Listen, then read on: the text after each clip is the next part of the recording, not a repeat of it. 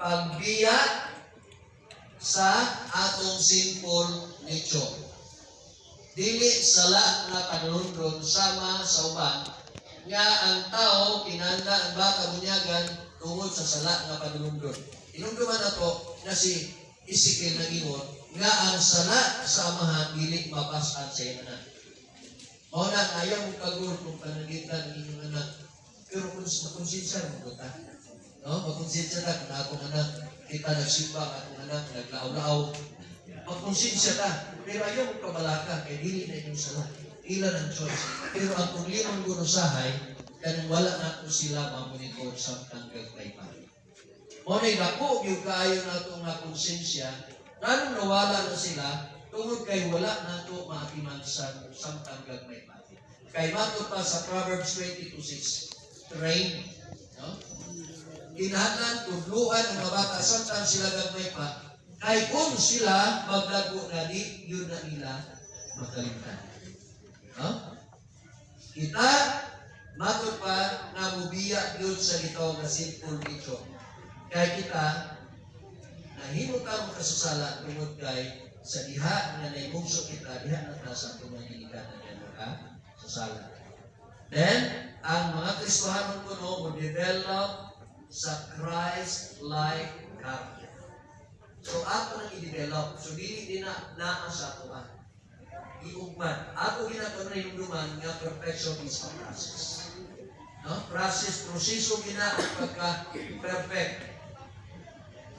Kahit pinaagi lang ni Kristo kita, magakahirusan. Living in harmony with others. Makikauban kita sa kadaghanan, pinaagi sa ugma.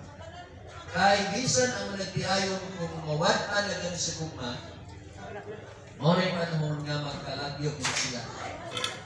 Kung ang managtiayon nga duha ka buok, kung mawatan sa ugma magkamulat, kumusta man kaha ang pinatimukan. Ang pinatimukan, labi na sa grupo, kung mawala ka ng ugma, moray panahon maghinahinay na ka gulat.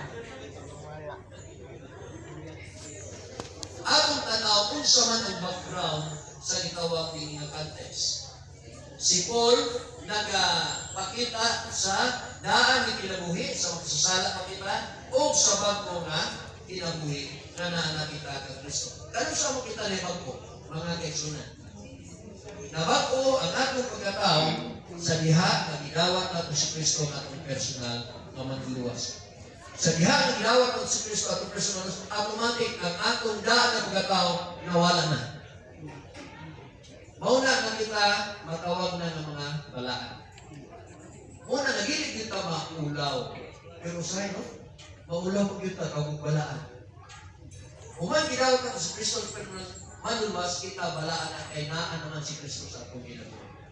Mauna siya nagitawag ito sanctification process. Nagakinabuhin kita, nagilig na sa atong kaugalingon nga prinsipyo. Sa atong tawhan, kundi prinsipyo na diyan ni Kristo nga ato nga uban sa matagkan kunin. Humanity's fallen condition is described